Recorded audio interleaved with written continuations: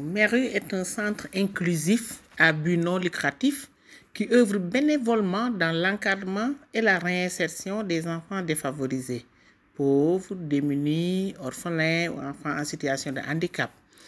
En plus, les parents ou tuteurs y sont aussi encadrés pour le suivi des enfants. Meru est aussi ouvert aux femmes et jeunes pour des actions de développement. L'Association des femmes et jeunes de la diaspora pour le développement de l'Afrique a créé Meru en 2005. La prise en charge des enfants vulnérables, enfants en situation de handicap, orphelins, enfants des rues et autres défavorisés rentre dans ces objectifs de développement et de protection des droits humains. Les membres de l'AFLEA ont accepté le bénévolat pour offrir leurs compétences, la construction et l'équipement. Le site nous a été offert par Mme Amina Saoumbay, une directrice d'école à la retraite, Grand Croix de l'Ordre national du mérite. Elle nous a aussi aidés en dirigeant la structure jusqu'en 2018, puis elle a passé le relais à une autre femme de développement, Mme Ndeye Issa Wade. Chaque année, Meru inscrit 100 pensionnaires. Plus de 1000 enfants y sont passés.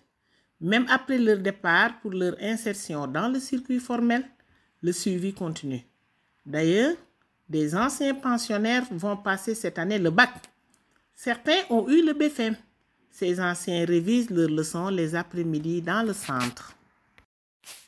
Les enfants y suivent les horaires et le programme de l'éducation formelle, calcul, lecture, les jeux éducatifs, etc. Ils sont encadrés, éduqués et Meru veille à régulariser leur inscription à l'état civil. Ils leur cherchent aussi des parrains ou des marraines. Des repas sont offerts aux enfants avec un suivi nutritionnel et sanitaire.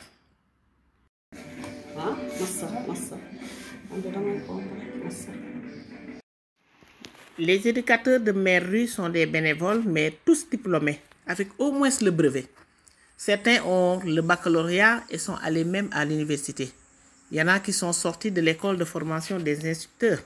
De plus, ils bénéficient aussi de la formation continue. Il y a aussi quelques partenaires qui interviennent sur le plan technique, en rénovant les tables-bancs, en dallant le sol, réparant les toilettes, organisant la bibliothèque, en appuyant dans l'alimentation des enfants, etc. En même temps, nous essayons d'aider et de soutenir l'association Meru qui accueille une centaine d'enfants vulnérables de 3 à 8 ans, école maternelle qui n'a pas de subvention. Bravo aussi au projet C'est Génial qui a participé à la rénovation de Meru. Merci beaucoup.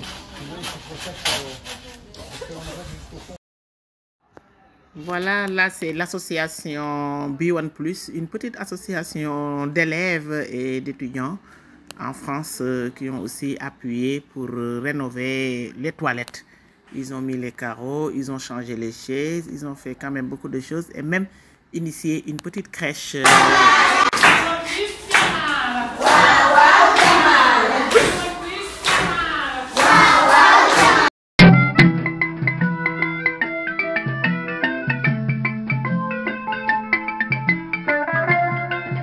Nous avons plusieurs difficultés quand même. D'abord, sur le plan financier, il faut dire que le personnel n'est pas rémunéré. Le personnel reçoit de temps en temps des motivations à la limite des petites rentrées, car les parents ne contribuent pas. Cette année même d'ailleurs, nous avons décidé de leur demander un petit appui symbolique de 2000 francs par mois, soit 3 €. Mais nous sommes convaincus que les rentrées se feront difficilement, vu leur précarité. Et nous ne pouvons pas mettre les enfants dehors s'ils ne le donnent pas. Nous avons aussi des difficultés d'autres matériels. Bon, ce n'est pas facile de garantir l'entretien des tables-bancs. Il faut les rénover, remplacer certains. Les enfants n'ont pas de jeux de plein air, disons de toboggan, balançoire. Nous utilisons du matériel de récupération comme les pneus gâtés pour les séances d'éducation physique.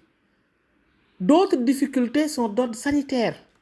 Du moment que Meru dispose d'une petite infirmerie pour les petits soins des enfants, tout le quartier passe se soigner.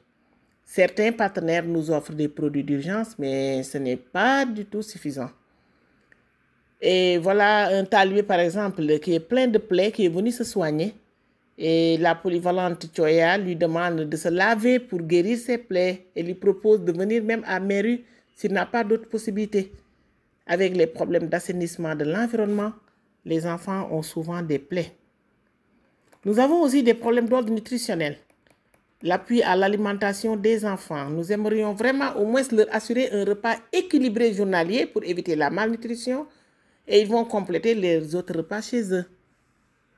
Voilà que le site de Mère Rue pose un réel problème parce que c'est un site Mère Rue est installé dans un quartier très précaire avec un sol halogène et beaucoup de problèmes d'assainissement.